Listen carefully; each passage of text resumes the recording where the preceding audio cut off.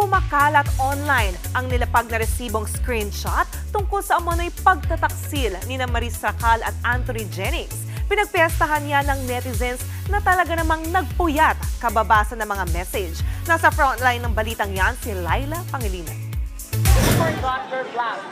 Napa-zoom in kung zoom in ang mga netizen na napuyat sa inispill kagabi ng ex ni Anthony Jennings na si Jamela Villanueva. Tungkol yan sa umano'y mahaharot na palitan ng mensahe ng aktor at on-screen love team niyang si Maris Racal. Eto nga! Meron pang nagpapaquiz sa mga linyang nasa messages. Kahit nga ang mga ordinaryong tao, abay updated sa mathon. Alam na alam nila ang mga kontrobersyal na mensahe. You miss my black. Body? Ay, si ate halatang nagpuyat kakabasa.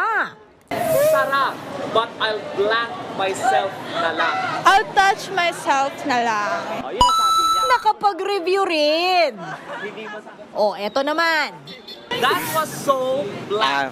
Hot. Nakakaloka, updated talaga lahat. Bukod sa mga linyahang yan sa kontrobersyal na screenshot ni Jamela, may mga pagkakataong nagkapalitan daw ang mathon ng mga mensaheng tulad ng I love you, come, be my pillow, kiss na lang kita mamaya. Sa puntong yan, kinompronta raw ni Jam si Anthony. Dito na umamin ang aktor na hinila siya sa girl CR ng aktres at nag-make out sila. Tinanong daw ni Jam kung bakit siya pumayag. Pero lagi raw dinadahilan ni Anthony na kailangang unawain si Maris dahil magka-love team sila. Sa huli, nagpasalamat pa rin si Jam sa 7 taong naging rock, best friend at partner niya na si Anthony. Mensahe niya sa ibang mga babae, huwag siyang gagayahin na tumagal ng 3 buwan bago niya natanggap ang realidad ng sitwasyon.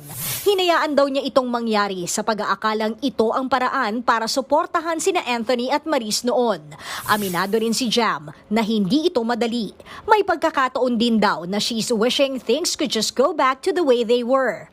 Pero pasalamat daw siya sa lahat ng mga taong nakakuha ng strength sa kanyang story. Hanggang ngayong gabi, nangunguna sa trend list sa ex si Maris. Nagtrending din ang tambalang mathon. Nagbabalita mula sa Frontline, Laila Pangilinan, News 5. Mga kapatid, Jania Lipon po, laging maging updated sa latest sa entertainment and lifestyle para maging una sa balitaan.